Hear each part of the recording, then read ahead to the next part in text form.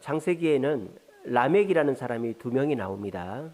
한 사람은 노아의 아버지 라멕이고, 제가 지금 말씀드리려고 하는 사람은 좋은 라멕이 아니라 안 좋은 라멕입니다. 가인의 후손인, 가인의 6대 손인 라멕. 이 가인의 6대 손인 라멕은 이 세상에 타락을 이끌어온 타락의 정점의 사람이 라멕입니다. 가인의 6대 손 라멕이 어떤 타락을 이 세상으로 끌고 왔느냐? 첫째는 가정을 파괴시켰습니다. 가정을 타락시켰습니다. 이 라멕은 일부일처가 아니었어요. 아담도 부인이 한 명이었죠. 원래 하나님은 일부일처제, 남편 하나에 부인 하나. 그런데 그거를 처음으로 깨트린 사람이 라멕입니다. 라멕에게는 아다와 실라라는 두 명의 부인이 있었습니다. 그래서 가정을 타락시킨 사람이 라멕입니다. 두 번째, 이 라멕은 문화를 타락시켰습니다. 문화를. 라멕에게는 3명의 자녀가 있었습니다. 야발이라는 자녀는 가축을 키우는 조상이 됐고요. 유발이라는 자녀는 악기를 연주하는 조상이 됐고, 두발 가인이라는 자녀는 금속을 다듬는 조상이 됐습니다. 목사님, 목축, 음악, 금속 가공은 좋은 거 아닙니까? 좋은 거죠. 칼은 좋은 겁니까? 나쁜 겁니까? 좋을 수도 있고 나쁠 수도 있죠. 요리할 때 쓰면 좋지만 폭력적인 사람이 들고 있으면 나쁜 거죠. 마찬가지예요. 가축을 기르고 음악을 연주하고 금속을 가공하는 것을 하나님 뜻 가운데서 하면 좋은 거죠. 하지만 하나님 뜻에서 벗어난 채로 활용하면 나쁜 게 되는 거예요. 그러니까 이 라멕의 3 아들은 문화가 하나님께로부터 벗어난 채로 사용되게 한 첫 번째 사람들이었다라는 거예요. 그래서 하나님을 벗어난 문화, 지금은 문화가 사탄의 도구가 되고 있죠. 그래서 문화가 하나님을 벗어나게 한 시초가 라멕의 아들들이었다라는 거예요. 그래서 이 라멕은 문화를 타락시킨 사람입니다. 문화를 타락시킨 사람. 세 번째로 이 라멕은 묻지마 살인을 한 사람이에요. 묻지마 살인. 라멕이 두 부인에게 자랑을 합니다. 여보, 부인들 내 말 들어보세요. 누가 나한테 상처를 입혀가지고 내가 그놈 때려 죽였어요. 누가 내 어깨를 살짝 스쳐가지고 내가 그놈 때려 죽였어요. 나 이런 사람이야. 이런 식으로 묻지마 살인을 하는 사람이었어요. 물론 구약시대는 동해보복법이라는 게 있습니다. 동해보복법. 똑같은 해를 입으면 똑같은 해만 주라는 게 불문율인데, 이 라멕은 그러지가 않았던 것이죠. 묻지마 살인을 통해서 인간성을 타락시킨 사람이 라멕이었다라는 거예요. 그래서 이 라멕은 가정을 타락시키고 문화를 타락시키고 인간성을 타락시킨 최초의 사람이 라멕. 그래서 이 라멕의 시대는 아담 이후에 타락의 정점을 달리던 시대가 라멕의 시대입니다. 그래서 어떻게 됩니까? 얼마 지나지 않아서 홍수 심판으로 세상의 심판을 받게 된 것입니다. 그런데 이렇게 아담 이후에 1000년 동안 타락의 정점을 찍었던 라멕의 시대에도 하나님의 백성은 생존했고 하나님의 뜻대로 살았고 하나님이 그를 지키셨다라는 거예요. 라멕과 동시대를 살았던 사람이 누구냐? 물론 라멕의 시대 때 아담도 있었고, 왜 1000년을 다 살았으니까 아담도 있었고 뭐 셋도 있었고 다 있었습니다만은 라멕과 똑같은 나이대의 사람이 있었어요. 그 사람이 누구냐? 바로 에녹이었습니다. 에녹은 라멕과 거의 나이가 비슷했습니다.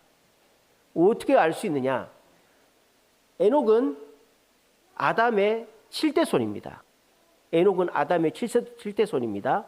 근데 가인은 라멕은 가인의 몇 대 손이라고 제가 그랬죠? 6대 손이라 그랬죠? 근데 가인은 누구 아들이에요? 가인이 누구 아들이에요? 아담 아들이잖아요. 아담의 큰아들이 가인이죠. 이 가인이 자기 동생을 때려 죽였잖아요. 그죠? 그래서 이 에녹은 아담의 7대 손인데 라멕도 아담서부터 하면 몇 대 손이 될까요? 7대 손이 되는 거죠. 왜? 가인의 아버지가 아담이니까. 그러니까 이 라멕도 아담서부터 따지면 7대 손이고, 그리고 에녹도 아담서부터 7대 손이니까 둘 다 나이가 같다 이 말이에요. 거의 비슷하다 이 말이에요. 그러니까 비슷한 나이대의 라멕은 이 세상에 타락의 정점을 찍은 사람이라면, 그 시대에 에녹은 하나님의 백성으로서 신실함의 정점을 찍었던 사람이 에녹입니다. 여러분, 이 시대도 라멕의 시대와 같이 타락한 시대이지요. 여러분, 가정이 타락했어요. 가정의 타락 여러 가지가 있지만, 결혼하지 않은 채 아이들이 태어나는 게 혼외자라고 하죠. 혼외자. 결혼하지 않은 채 아이들이 태어나는 거. 우리나라는 출생하는 아이들 중에서 혼외자가 몇 프로나 될까요? 우리나라는 정상적인 부부, 혼인신고하지 않은 사이에서 태어나는 자녀가 6%입니다. 6%. 전체 신생아 중에서. 그런데 OECD 선진국들, 뭐 프랑스, 영국, 미국, 독일 이런 OECD 선진국들이 우리나라보다 출산율이 높죠. 우리나라는 0.8%인데 OECD 선진국 1% 후반대 아닙니까? 그죠? OECD 선진국들은 혼외자가 신생아에서 몇 프로인 줄 아세요? 40%입니다. 2명 중에 1명은 결혼하지 않은 남녀 사이에서 나오는 애라고요. 거의가. 그러니까 우리나라가 지금 어떤 정책을 펼치려고 하는 줄 아세요? 혼외자를 장려하려고 합니다. 여러분들 웃기시죠? 그죠? 혼외자를 장려하려고 해요. 왜? 우리나라 출생률이 낮으니까. 그러니까 묻지마 출산을 해라는 거죠. 누구하고라도 어떻게 해서 애만 많이 낳으라는 거예요. 그러면 어떻게 되겠어요? 혼외자가 자녀를 낳으면 그 자녀가 결혼할 확률이 높겠습니까? 낮겠습니까? 자기가 뭐 온전한 가정에서 자라지를 못했는데 어떻게 결혼을 하겠어요? 그러니까 가정은 점점 타락해 가는 것이죠. 그러니까 우리가 지금 우리나라가 출산율이 낮다고 참 한탄하고 있습니다만, 이 동아시아, 중국, 한국, 일본은 혼외자 비율이 극도로 낮습니다. 왜? 유교 국가이기 때문에. 근데 지금 다른 나라들은요, 2명 중에 1명은 정상적인 부부 사이에서 낳지 않는 자녀들이에요. 그러니까 가정이 온전해질 수가 없죠. 그래서 이 시대가 가정이 타락하고 있습니다. 또 이 시대는요, 문화가 타락하고 있죠. 여러분, 프랑스는 가톨릭 국가입니다. 가톨릭 인구가 더 많아요. 기독교보다, 개신교보다. 프랑스에서 개신교를 믿으려고 도망친 사람들이 스위스로 갔죠. 그게 위그노라고 합니다. 위그노. 그러니까 프랑스가 가톨릭을 중요시하고 개신교를 탄압하니까 그 사람들이 스위스로 건너가서 스위스 시계도 만들고 스위스 제약회사도 만들고 스위스 그 못 사는 스위스를 잘 살게 한 사람들이 프랑스에서 스위스로 도망간 개신교도들이에요. 근데 이 프랑스는 그래도 가톨릭 국가입니다. 근데 지난 파리 올림픽 때 보셨죠?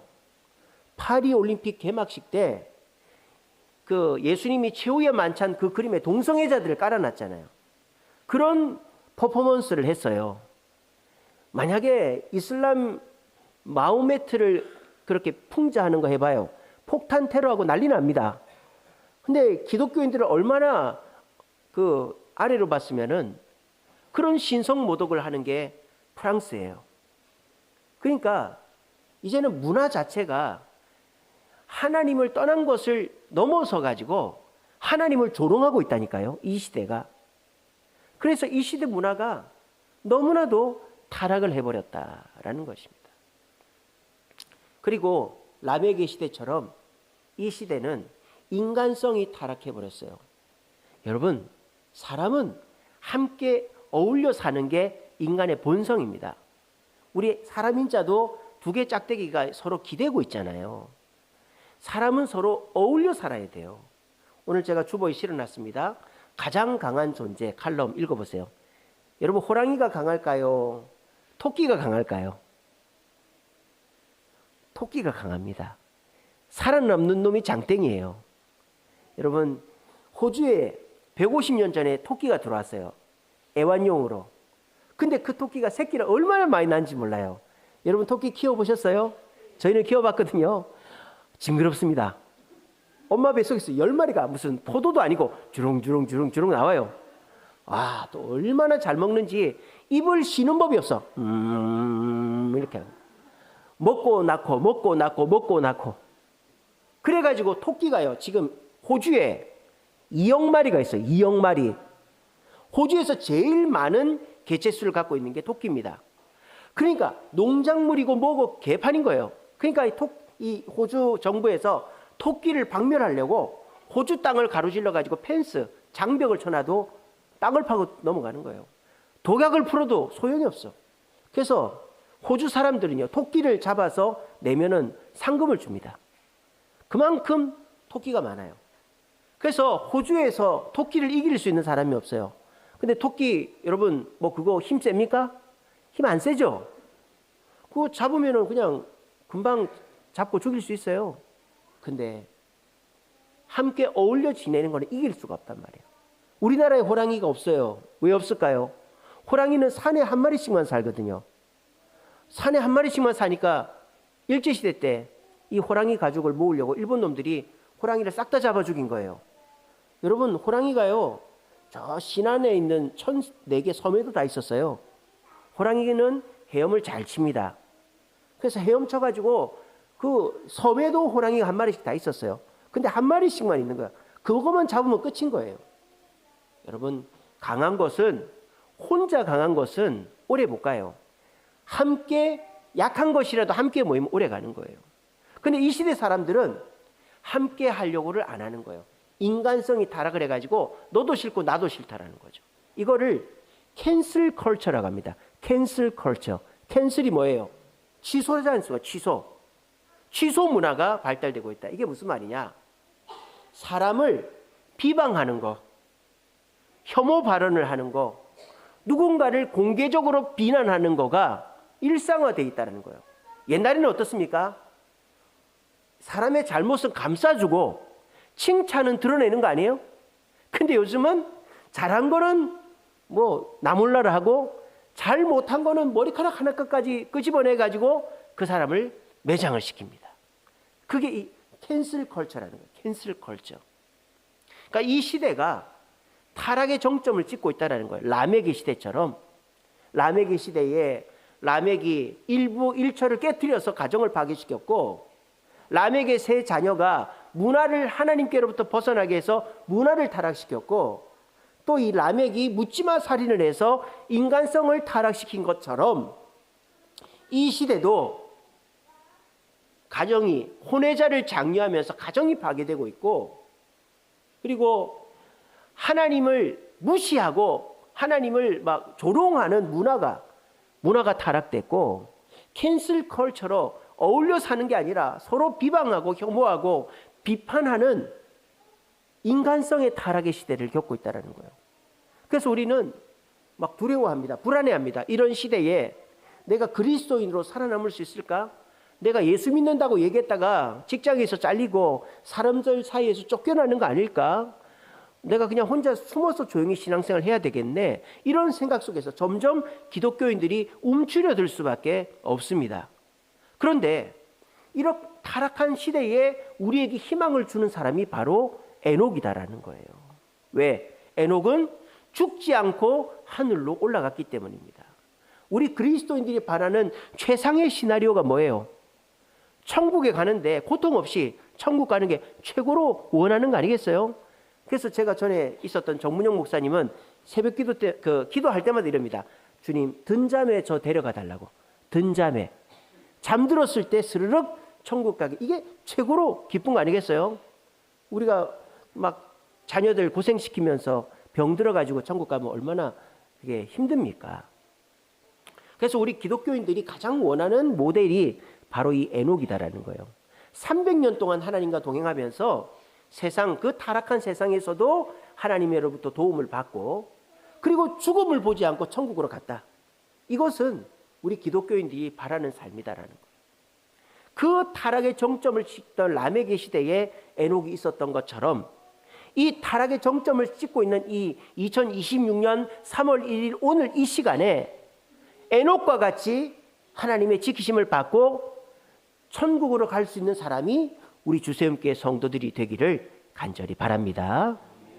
우리도 에녹처럼 될 수 있어요. 우리도 이 타락의 정점을 찍고 있는 이 세상 속에서 세상은 간데없고 오직 주만 보이도다. 세상은 간데없고 오직 주만 보이도다. 이렇게 주님과 동행하고 우리가 천국 갈 때 오래 아프지 않고 긴 병에 효자 없다고 자식들 다 끊어놓지 않고 주님 앞에 갈 수 있는 길이 있다라는 거예요. 그게 뭐다? 에녹처럼 하면 된다라는 것입니다. 에녹이 창세기 5장에 나오잖아요. 그것도 몇 줄 안 나오죠, 그죠? 근데 여러분, 에녹에 대한 이야기가 창세기에만 나오는 게 아니에요. 성경 여러 곳에 에녹의 흔적들이 나옵니다. 그래서 오늘 저는 다른 성경 본문에서 에녹에 대한 얘기들을 찾아서 우리가 어떻게 하면 이 타락한 세상 속에서 하나님의 지키심을 받아서 어려움을 극복할 수 있는지를 말씀을 통해서 나누고자 합니다. 그래서 오늘 에녹이 어떻게 하나님과 동행했는지를 같이 한번 생각해 보면서 여러분들도 하나님과 동행하여 하나님의 지키심을 받아 이 타락한 세상에서 세상은 간데없고 오직 주만 보이도다. 주님과 동행하심으로 이겨내고 또 승리하고 기쁨으로 살아가고 평안할 수 있는 저와 여러분 되시기를 간절히 바랍니다. 창세기 5장 말고 에녹이 어디 나오느냐? 히브리서 11장에 보면 나옵니다. 히브리서 11장 5절에 보면 이렇게 나오죠. 믿음으로 에녹은 죽음을 보지 않고 옮겨졌으니 하나님이 그를 옮기심으로 다시 보이지 아니하였느니라. 그는 옮겨지기 전에 하나님을 기쁘시게 하는 자라는 증거를 받았다. 이렇게 히브리서의 신약 성경인데 에녹이 나옵니다. 여기에서 에녹이 하나님과 어떻게 동행했는가가 나오죠. 첫 번째가 뭐로 동행했다? 믿음으로 동행했다라는 거예요. 그리고 하나님을 뭐 했다? 기쁘시게 했다라는 거예요. 기쁘시게. 우리가 하나님과 동행할 때 어떻게 동행해야 되는가? 하나님을 의지하면서 동행해야 된다라는 것입니다. 하나님을 의지하면서 동행해야 된다. 우리가 하나님 의지하죠. 여러분들도 하나님 다 의지하지 않습니까? 하나님 도와주세요. 하나님 살펴주세요. 하나님 이거 해결해주세요. 여러분들 다 기도하잖아요. 근데 왜 나는 하나님의 지키심과 돌보심을 받지 못할까? 왜 그럴까요? 에녹처럼 하나님을 의지하지 않았기 때문에요. 에녹은 하나님을 뭐로 의지했다? 오늘 11장 5절에 믿음으로 에녹은 이라고 그랬죠. 에녹은 하나님을 뭐로 의지했다? 믿음으로 의지했다라는 거예요. 행위로, 율법으로, 뭔가 증거로 의지한 게 아니라 눈에 보이지 않지만 아직 이루어지지 않았지만 믿음으로 하나님을 의지한 것이 에녹이었다라는 겁니다. 자, 그럼 믿음으로 하나님을 의지한다는 말이 무슨 말이냐? 딱 그 다니엘의 세 친구를 생각하시면 돼요. 불구덩이에 들어갈지라도 우리를 구해주지 않을지라도 나는 하나님만 따르겠습니다라는 선언, 그 믿음의 고백이 에녹이 하나님과 동행한 동행의 모습이다라는 거예요. 우리는 하나님과 동행할 때 세상의 방법으로 합니다. 하나님, 저한테 잘 해주시면, 내가 원하는 거 들어주시면, 나를 도와주시면 하나님을 따라갈게요. 이게 세상의 동행의 방법이에요. 근데 에녹이 우리에게 보여준 동행의 방법은 하나님이 도와주기 전에, 하나님이 뭔가를 해주기 전에 고백을 하는 거죠. 선포를 하는 거죠. 나는 하나님 뜻대로 살겠어. 내가 망해도 힘들어도 하나님이 안 들어줘도 나는 하나님 뜻대로 살 거니까 그렇게 알아 라고 가족들한테, 남편한테, 아내한테, 자녀한테, 지인들한테 선언을 하는 거예요. 제가 전에도 한 말씀드렸습니다. 박정희 대통령 때 그 서슬이 퍼를 때 어떤 장군이 박정희가 주는 술을 거절했다고 그랬잖아요. 그러면서 저는 교회 다니기 때문에 술 안 먹습니다. 이게 뭐예요? 믿음으로 하나님 앞에 하나님을 의지하는 거죠. 그래서 그 장군이 죽었다고요? 승진했다고요. 승진. 실제 있었던 일 아닙니까? 이게 뭐예요? 우리는 하나님이 나한테 뭘 해주면 하나님을 조금 의지하고, 하나님이 2개 해주면 조금 더 의지하고, 하나님이 내가 원하는 걸 다 해주면 온전히 의지하겠다고 생각합니다. 하나님은 그런 식으로 우리를 지키시지 않는다라는 거예요. 우리가 먼저 하나님을 믿는 믿음의 고백을 사람들 앞에 해야 된다는 거예요. 그럴 때 하나님은 영광을 받으시거든요. 여러분, 하나님이 어떨 때 영광을 받으실까요? 우리가 믿음의 고백을 사람들에게 해서 사람들이 깜짝 놀랄 때, 그때 하나님이 영광 받으신다고요. 그렇게 영광을 받으시면 가만히 계시는 게 아니라 우리에게 복을 주시고 지켜주신다는 것입니다. 여러분, 에녹은 하나님이 먼저 해주기 전에 하나님을 믿고 따르겠다라고 고백했어요. 300년 동안이나. 여러분, 에녹의 시대는 지금과 같이 타락의 정점을 찍었었던 때라고 제가 말씀드렸잖아요. 에녹의 때는 가정이 깨지고, 또 하나님 없는 문화가 판을 치고, 사람을 그냥 막 죽이고 때리고, 그 약육강식 그 시대에 나는 하나님 뜻대로 살 거니까, 내 부인은 한 명이야, 나는 하나님 뜻대로 살 거니까 그런 음악이나 예술은 할 수 없어, 나는 하나님 뜻대로 살 거니까 그렇게 하나님 뜻에 어긋나는 행동을 안 할 거야, 이런 식으로 선언하고 지키니까 사람들이 비웃기도 하고 놀라기도 하겠죠. 근데 그거로 하나님이 영광을 받으셨단 말이에요. 그러니까 하나님이 에녹을 300년 동안이나 지켜주시고 죽지 않고 천국으로 갔다는 거예요. 오늘 이 자리에 계신 분들, 목사님 모르는 얘기하지 마세요. 그랬다가 쫄딱 망해요. 그랬다가 사람들이 다 나를 버려요. 목사님은 참 철이 없네. 교회만 있어서 모르네. 이렇게 하실 수도 있겠죠. 예, 제가 철이 없을 수도 있습니다만은, 여러분 한번 해보세요. 성경 말씀을 믿으신다면 이 3월 한 달 동안 한번 해보세요. 뭐를 해주면 주님 앞에 헌신하겠다 이러지 마시고 선언하세요. 나는 하나님 믿는 주세움교회 장로 집사 권사이기 때문에 나 그런 거 못해. 나는 이렇게 주일날 교회 갈 거고, 나는 수요일 금요일 새벽기도 갈 거고, 나는 주님 뜻대로 살아야 되겠어. 세상은 간데없고 오직 주만 보이도다. 이렇게 미리 선언할 때 우리 하나님 영광 받으셨기 때문에 우리를 지키십니다. 이렇게 여러분들 하나님만 의지하여 하나님을 기쁘시게 함으로, 하나님이 지키심으로 이 세상 승리하며 살아가는 저와 여러분 되시기를 간절히 바랍니다. 두 번째 에녹에 대한 말씀이 어디 나오느냐? 유다서에 나와요. 요한계시록 바로 앞에 있는 게 유다서죠. 유다서 잘 모르시죠, 그죠? 예수님의 동생 유다가 쓴 겁니다. 근데 유다서는 한 장밖에 안 돼요. 유다서 1장 14, 15절에 보면 이렇게 나옵니다.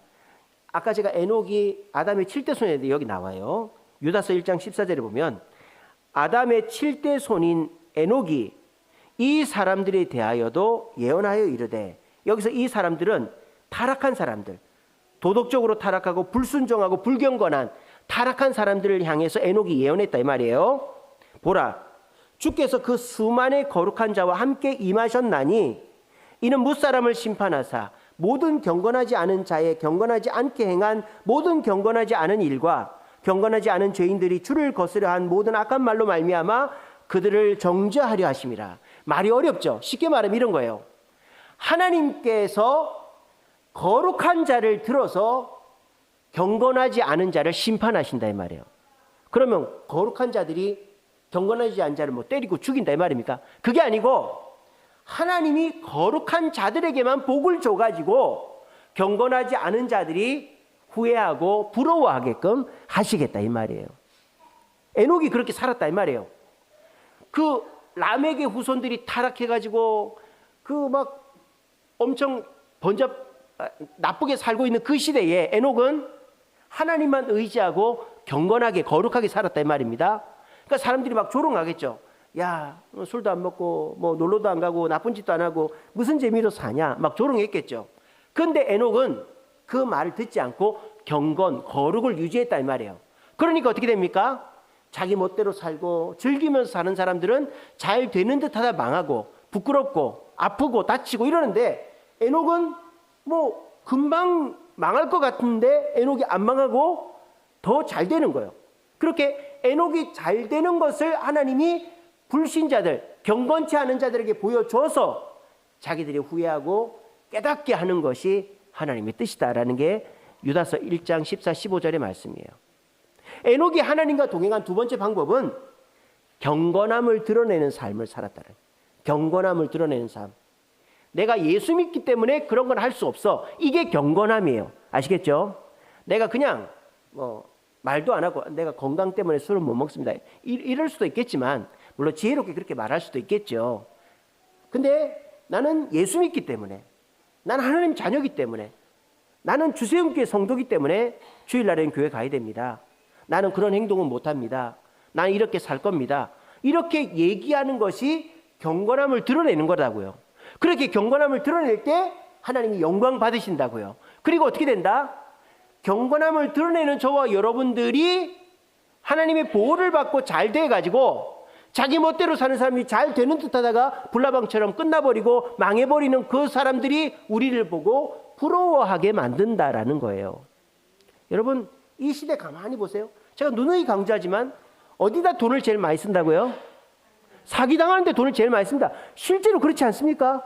사람들이 남의 말 듣고 투자하고 막 이렇게 했다가 사기당하는데 돈을 제일 많이 써요. 근데 우리 믿는 사람들 어떻습니까? 이렇게 투자를 하고 물론 그런 것도 해야 됩니다. 하지만은 우리가 무리하게 막 빚내 갖고 하지 않고 그냥 따박따박 월급 받아가면서 삽니다. 근데 우리는 새는 돈이 없다 이거예요. 우리는 왜? 하나님이 지켜주시니까 그 지키심 속에서 우리는 하나님이 지키시니까 새는 돈이 없으니까 시간이 지나면 지날수록 더 윤택한 삶을 산다. 김승호 회장의 돈의 속성에 보면 이런 내용이 있습니다. 돈도 사람을 가린다는 거예요. 돈을 함부로 대하는 사람은 돈이 떠나간대요. 내가 돈 많이 벌었으니까 여기다 쓰고 저기다 쓰고 자기 멋대로 돈을 막 그렇게 함부로 대하는 사람은 돈도 싫어가지고 떠나간대. 근데 돈을 귀하게 여기고 돈을 아끼고 돈을 잘 관리하는 사람은 돈이 그 사람을 좋아한대요. 그래가지고 그 사람 곁에 머무니까 돈이 자꾸 들어온다는 거예요. 돈도 그렇게 우리가 인격적으로 표현해 볼 수가 있는 거예요. 여러분, 경건함이 이 시대의 무기인 줄로 믿으시기를 바랍니다.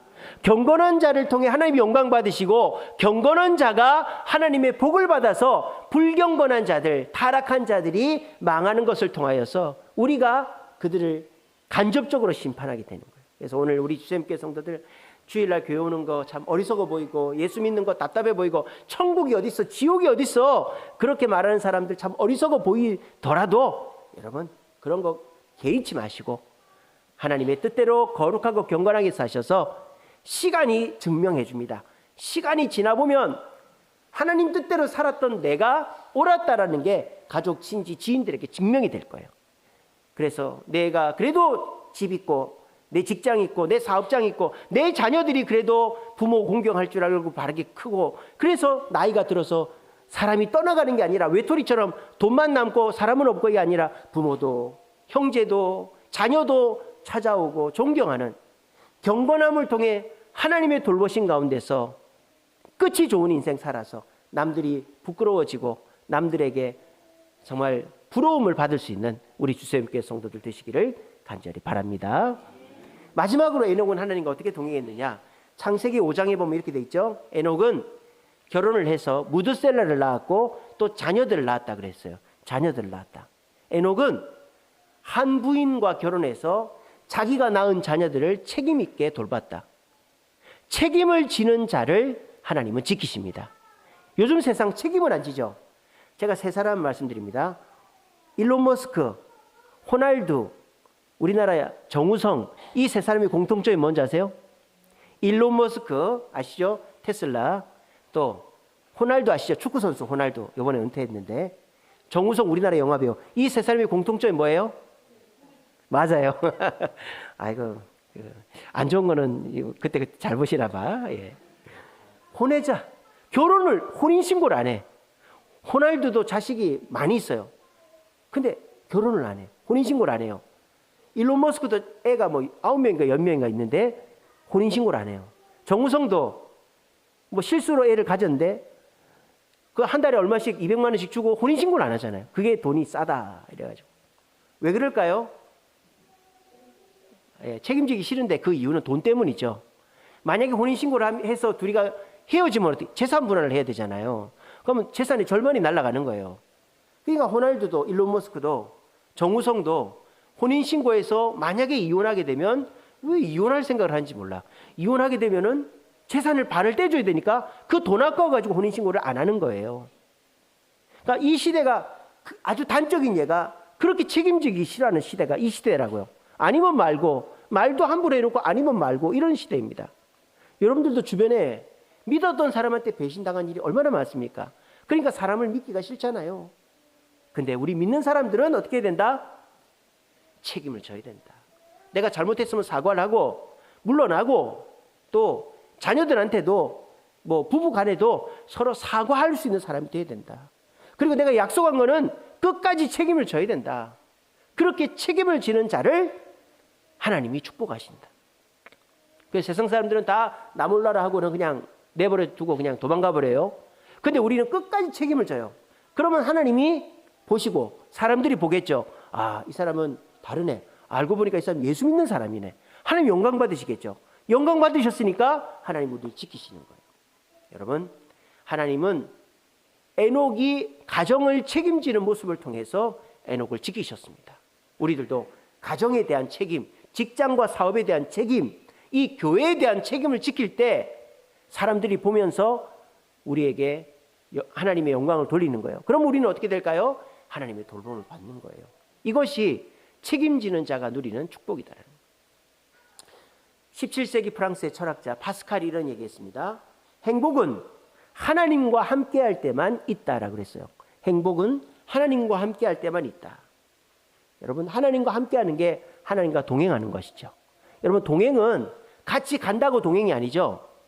같이 가다가도 길이 갈라질 수 있어요. 어떨 때? 목표가 다를 때. 나는 집에 가는데 이 사람은 뭐 학교에 간다. 그러면 길이 갈리는 거죠. 그러니까 동행은 같은 목표를 가져야 동행할 수 있어요. 동행은 어떻습니까? 어려움이 있을 때 서로 의지가 돼야 동행을 하는 거죠. 나는 실컷 도와주는데 저 사람은 안 도와줘. 그러면 그 동행은 깨지는 거죠. 그래서 동행은 서로가 서로를 도와줄 때 동행이 되는 거죠. 그리고 동행은 서로에게 공감을 해줘 동행이 되죠. 말이 안 통하고 서로가 대화가 없으면 같이 갈 수가 없는 것이죠. 부부 사이가 마찬가지입니다. 부부 사이는 어떻습니까? 목표가 같아야죠. 근데 부부가 뭐 이 통장을 따로 쓴다든지 목표가 달라버리면 이혼하는 거예요. 또 부부는 어떻습니까? 서로의 아픔을 돌봐줘야 되는 것이죠. 남편이 힘들면 아내가 도와주고 아내가 힘들면 남편이, 그러면 그 부부는 평생을 같이 가는 거죠. 또 30년, 20년 동안 따로 성장했던 사람이 합치니까 서로 다르잖아요. 그럴 때 서로가 맞춰가고 공감하는 게 부부 아닙니까? 그렇게 될 때 평생의 친구, 자식도 떠나고 부모 형제 다 죽어도 내 옆에 내가 죽기 직전까지 내 옆에 있을 수 있는 사람이 내 마누라, 내 남편 아니에요? 그 동행을 하면 그런 사람이 내 옆에 생긴단 말이에요. 그런데 여러분, 남편이 먼저 죽을 수 있고 아내가 먼저 죽을 수 있습니다. 저는 저희 집사람이 먼저 죽으면 재혼을 안 할 겁니다. 예, 저는 절대 재혼을 안 할 겁니다. 저희 집사람만, 왜냐하면 천국 가면은 부인이 2명이면 안 되잖아요. 예, 저는 절대 재혼을 안 할 겁니다. 저희 집사람만 살 건데, 여러분들이 만약에 뭐 결혼을 해서 사별을 했어요. 그래서 뭐 혼자 됐어요. 그러면 이제 뭐 어쩔 수 없이 재혼을 하시는 분도 계시겠죠. 근데 내가 혼자 되었어도 절대 내 곁을 떠나지 않는 분이 계십니다. 그분이 누굴까요? 그렇죠. 우리 예수님이라. 우리 예수님은요, 우리 죽을 때까지, 에녹이 300년 동안 주님과 동행하고 천국 갔듯이 절대 우리를 떠나지 않는 분이 우리 예수님이라는 거예요. 이걸 믿으시면 어떻게 됩니까? 여러분들은 라멕의 시대와 같이 아무리 타락한 시대라도 여러분들은 행복하게 살아갈 수가 있는 거예요. 이 사실을 굳게 믿으시고, 여러분, 세상 탓하지 마세요. 세상이 이런데 나도 어쩔 수 없어. 나도 어쩔 수 없어. 그런 생각하지 마세요. 에녹은 아무리 타락했어도 주님과 동행했습니다. 하나님만 의지했고요. 경건하게 살았고요. 책임을 지는 삶을 살았어요. 그랬더니 하나님 영광 받으시고 돌보시니까 하나님이 300년 동안 지키시고 천국으로 데려갔지 않습니까? 오늘 우리 주세움교회 성도들 오늘 뭐 미국이 이란 공격하고 난리가 또 났지 않습니까? 여러 가지 세상이 막 급변하고 있습니다. 그래서 사람들은 불안해합니다. 우리는 아무 불안해할 게 없어요. 왜? 주님 곁에만 있으면 불안할 일이 없습니다. 어떤 집이 불이 났어요. 2층 집입니다. 딸애가 2층에 있어요. 아빠 살려줘, 아빠 살려줘 그래요. 아빠가 밖에서 얘기합니다. 얘야 뛰어내려, 뛰어내려 그럽니다. 그러니까 애가 아빠 연기 때문에 아무것도 안 보여, 아무것도 안 보여. 그랬더니 아빠가 뭐랬는 줄 알아요? 나는 네가 보이니까 지금 뛰어내려 그렇게 얘기한 거예요. 여러분들은 아무것도 안 보여도 하나님은 여러분이 보이는 줄로 믿으시기를 바랍니다. 하나님이 보고 계시는데 뭐가 두렵습니까? 하나님이 뛰어내리라면 뛰어내리고 하나님이 이렇게 하라면 이렇게 하고 저렇게 하면 여러분들 하나님이 지켜주시는 거예요. 그걸 못 믿으니까 다른 사람 없어요, 다른 사람 없어요 이렇게 하고 있으면 안 된다는 거예요. 여러분 기억하시고 에녹과 같이 하나님과 동행, 어떻게 동행했다? 하나님만 의지하고 믿음으로 하나님만 의지하고 경건하게 살고 책임지는 삶을 살면 하나님이 어떻게든지 우리를 받아준다 이 말이에요. 우리를 책임진다 이 말이에요. 그러면 우리는 세상은 간데없고 오직 주만 보이도다. 이 타락한 세상에서도 최고로 행복한 삶을 살 수가 있어요. 남들은 다 울상인데 웃으면서 살 수가 있어요. 우리 모두 에녹과 같이 이 타락한 세상에서 하나님과 동행하고 하나님의 지키심을 받아서 다른 사람들에게 어떤 삶이 행복한지를 증명해 줄 수 있는 저와 여러분 되시기를 간절히 바랍니다.